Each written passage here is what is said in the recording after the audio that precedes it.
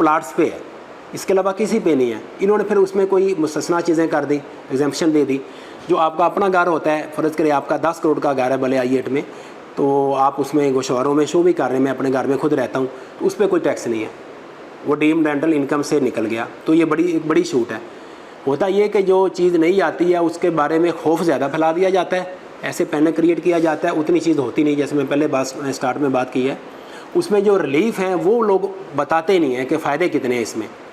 ये थोड़ा सा इसका एक इफेक्ट होगा हमारा, बहुत बड़ा इफेक्ट नहीं हमारी इंडस्ट्री पे।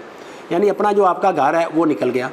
इसके बाद जहाँ आपका अपना ऑफिस है, जहाँ बिज़नेस एक्टिविटी आपकी चाहे भले पूरे प्लाजे में हो, जो आपने शो किया हुआ है गवर्नमेंट को कि मैं फ़लाँ जगह मेरा ऑफिस है, फर्स्ट करें हमारा ऑफिस नंबर 10 है या 11 है, आप पूरा फ्लोर कोई शो कर रहे हैं, उस पूरी प्रॉपर्टी का चाहे भले आपके 50 करोड़ की है वो भी एग्जाम्प्ट होगी। तो ये बहुत बड़ी छूट है ये भी। तीसरे नंबर पर उन्होंने कहा 2.5 करोड़ की इन्वेस्टमेंट आप कर सकते हैं। नहीं, फ़र्ज़ करें आप I8 में तो प्लाट महंगे हैं, G13 में किसी नए सेक्टर में लोग प्लाटों की जो खरीदो फरोख्त करते हैं, तो या फाइलों का काम करते हैं, कहीं भी 10 लाख की फ़ाइल ले ली तो आप 25 फाइलें तो ले सकते हैं 2.5 करोड़ की, या अपना 50-50 लाख के 5 प्लाट भी ले सकते हैं। तो उन यानी 2.5 करोड़ की जो इन्वेस्टमेंट है ऑफिशियल रेट के मुताबिक, ऑफिशियल रेट से मुराद वो रेट है जो FBR इशू करता है, यानी जो हमने खुद ही तजवीज़ किया था हमारी फेडरेशन ने, रियल स्टेट वालों ने, सब ने मिल के, तो वो भी मार्केट से कम ही होता है। तो इसमें भी ये दूसरे अल्फाज में देखा जाए बेसिकली 5 करोड़ की एग्जाम्पशन है। ये 5 करोड़ की चीज़ का हम 2.5 लिखते हैं ना जी, जो गवर्नमेंट तो ऑफिशियल रेट को लेती है। 2.5 करोड़ जो एग्जाम्प्ट इन्होंने किया है तो उसकी ऑफिशियल कीमत तो मार्केट प्राइस तो उसकी 5 ही होगी ना, तो 5 करोड़ की वो भी छूट है। एक अपना घर, एक अपना ऑफिस और 5 करोड़ की इन्वेस्टमेंट, ये तीन चीज़ें बड़ी चीज़ें आ गई ना, ये तो बिल्कुल निकल गई।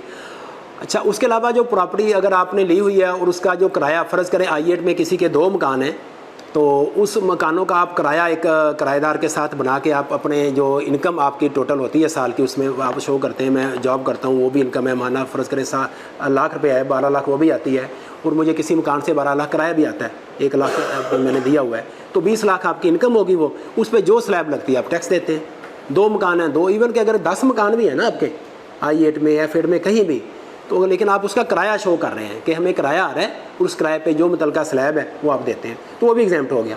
तो ये भी देखा जाए बहुत बड़ी छूट है। लोग यहाँ पे परेशान इसलिए कि मेरे पास तो 10 मकान है, मैं तो इतनी इन्वेस्टमेंट, वो 10 मकान सब फ़र्ज़ करें 1 करोड़ के हैं, उस पर तो अच्छा खासा डीम्ड रेंटल इनकम बनता है। जैसे मैंने पहले बताया कि 5% इन्होंने फ़र्ज़ किया किराया उसका, और उसका 20% टैक्स है, यानी 1 करोड़ का 5 लाख किराया आ गया और उसका 20% 1 लाख। दूसरे अल्फाज में हम ये कहते हैं कि 1 करोड़ का 1 लाख है, 1% हम मोटी बात समझाने के लिए कह देते हैं कि डीम्ड रेंटल इनकम से मुराद ये है कि जो भी प्रॉपर्टी उसका 1% किराया।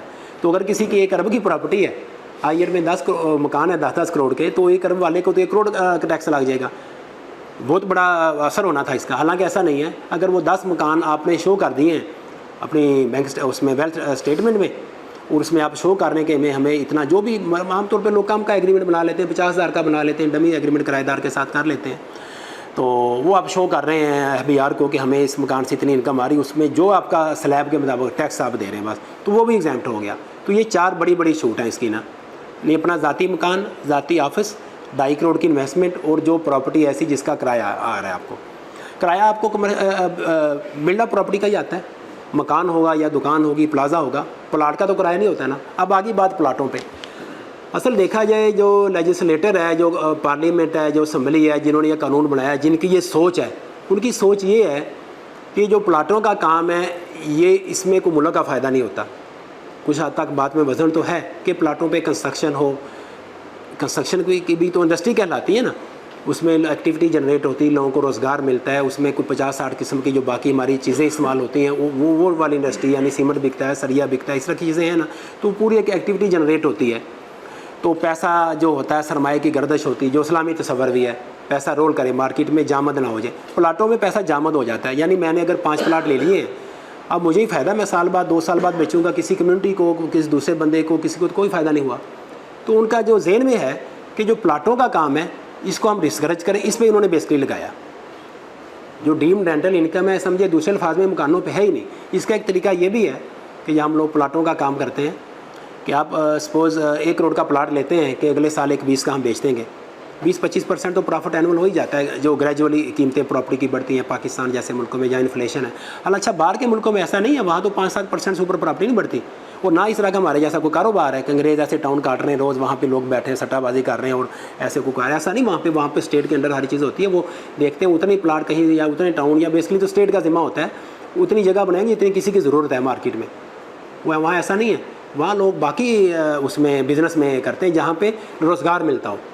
इसमें तो रोज़गार नहीं मिलता देखा जाए, तो इनके ज़हन में भी यही है कि प्लाटों के काम किया जाए। उसका एक हाल ये है कि आप 1 करोड़ का प्लाट लेते हैं कि उसमें 20 लाख बचेगा, 2 करोड़ के 2 प्लाट ले लिए 40 लाख बच जाएगा। हम 2 करोड़ का मकान भी तो ले सकते हैं। नहीं, 1 करोड़ का अगर प्लाट है, मकान तो डबल कीमत में ऑलमोस्ट आता है ना। 5 मरले का मकान सपोज आप लेते हैं कि आप उस 2 करोड़ से प्लाट लेने की बजाय जिसको आपको डीम्ड रेंटल इनकम में आना पड़े 2.5 करोड़ से ऊपर, 2.5 करोड़ के तो प्लाट भी फ्री है, तो आप उसका आपको मकान खरीद लें 2 करोड़ का, तो अगले साल मकान भी 25-30 लाख तो बढ़ेगा ही।